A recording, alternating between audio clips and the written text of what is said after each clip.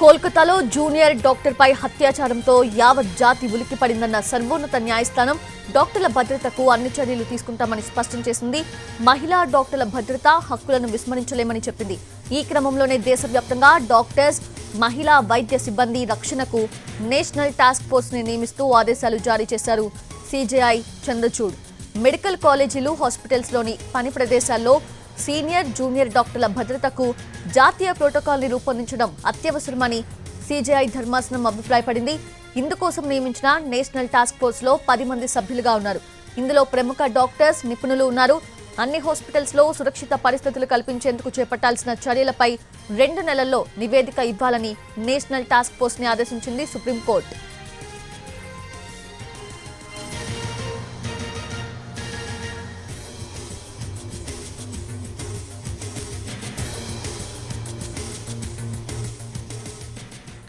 పూర్తి అప్డేట్స్ తెలుసుకుందాము. మా ఢిల్లీ ప్రతినిధి రాజు లైవ్ లో సిద్ధంగా ఉన్నారు.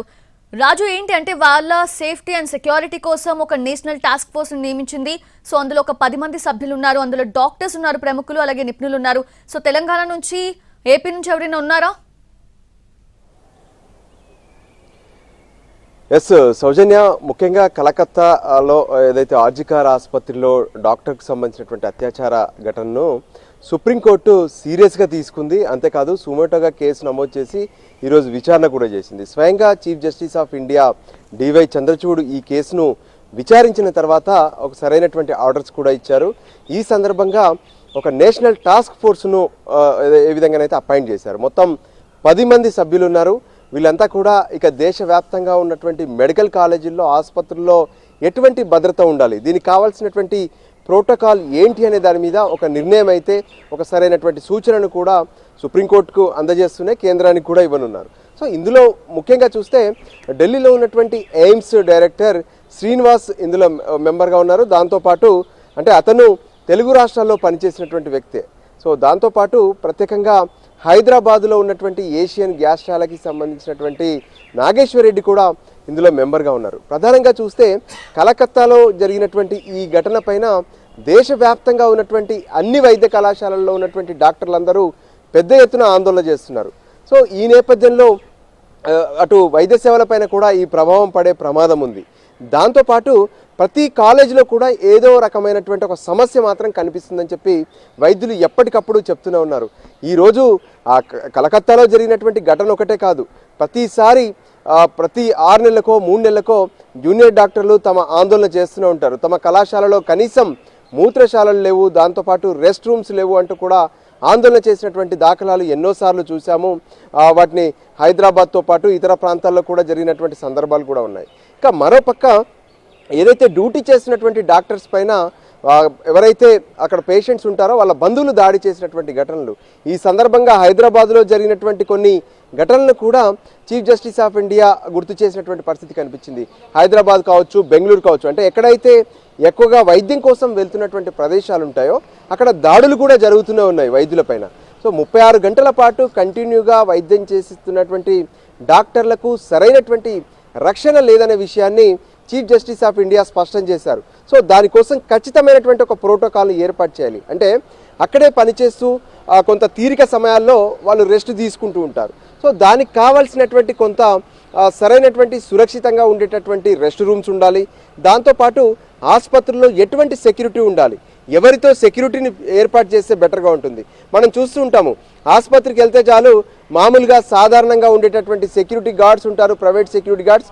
వాడి చేతిలో 10 రూపాయలు 100 రూపాయలు పెడితే ఎంతమంది అయినా లోపలికి వెళ్ళొచ్చు, ఏమైనా చేసి రావచ్చు అన్నటువంటి పరిస్థితులు మనకు కనిపిస్తూనే ఉన్నాయి. సో ఈ నేపథ్యంలో ఆసుపత్రులను మొత్తం కూడా పరిశీలించి వైద్య కళాశాలల్లో ఉన్నటువంటి వాతావరణాన్ని మొత్తం కూడా స్టడీ చేసి ఈ నేషనల్ టాస్క్ ఫోర్స్ ఒక నివేదికను తయారు చేయబోతుంది. సో అక్కడ కావాల్సినటువంటి ప్రొటెక్షన్ ఎలా ఉండాలి, అటు మహిళలకే కాదు, అంటే మేల్ డాక్టర్స్కు, ఫీమేల్ డాక్టర్స్ ఇద్దరికి కూడా వేరువేరుగా ఎటువంటి రూమ్లను రెడీ చేయాలి. మనం చూస్తున్నాము ఆర్జికార్ ఆసుపత్రిలో డ్యూటీలో ఉన్నటువంటి డాక్టర్ తను సెమినార్ హాల్లోకి వెళ్ళి భోజనం చేసి అక్కడే తను నిద్రపోతుందని చెప్తున్నారు. సో ఈ పరిస్థితుల్లో తన గనక ఒక ప్రత్యేకంగా ఒక గది ఉండి ఉంటే తను సెక్యూరిటీగా ఉండేవారు.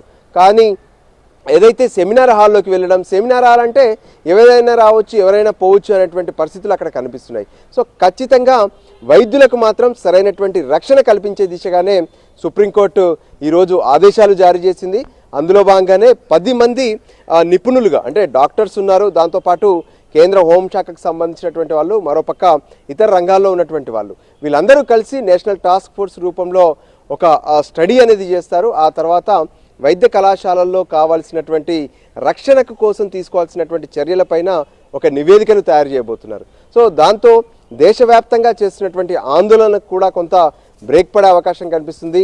సో మొత్తానికి సుప్రీంకోర్టు మరోపక్క కొన్ని కీలక అంశాలను కూడా ప్రస్తావించింది. అంటే ఎక్కడైతే కలకత్తాలో జరిగినటువంటి ఈ ఘటనకు సంబంధించి ఆర్జికార్ మెడికల్ కాలేజ్ ఏదైతే ఉందో అందులో ప్రిన్సిపల్ వ్యవహరించినటువంటి తీరు పైన చాలా సీరియస్ అయింది. వాస్తవానికి ప్రిన్సిపల్ కొంత మొదట్లో దీన్ని ఆత్మహత్యగా చిత్రీకరించే ప్రయత్నం చేశారు, కానీ ఆ తర్వాత అత్యాచారం అని తేలింది. అంతేకాదు సంజయ్ రాయ్ ఒక్కరే ఇప్పుడు నిందితుడిగా ఉన్నాడా, లేదంటే ఇంకా ఎవరైనా ఉండి అతన్ని ముందు పెట్టి నడిపిస్తున్నారా అనే అంశం పైన కూడా ఎన్నో అనుమానాలు వ్యక్తమవుతున్నటువంటి పరిస్థితి ఉంది. ఈ నేపథ్యంలో ఇప్పటికే సిబిఐ ప్రత్యేకంగా సంజయ్ రాయ్కి సంబంధించి ఏ విధంగానైతే సైకలాజికల్ అనాలిసిస్, అంటే సైకలాజికల్ బిహేవియర్ అనాలిసిస్ను నిన్న పూర్తి చేస్తే ఈరోజు ప్రత్యేకంగా పాలిగ్రాఫ్ టెస్ట్ కూడా చేయబోతున్నారు. అంటే తను చెప్తున్నటువంటి ఇవన్నీ కూడా నిజాలే కాదా అనే విషయం పైన కూడా పాలిగ్రాఫ్ టెస్ట్ చేస్తున్నటువంటి పరిస్థితి కనిపిస్తుంది.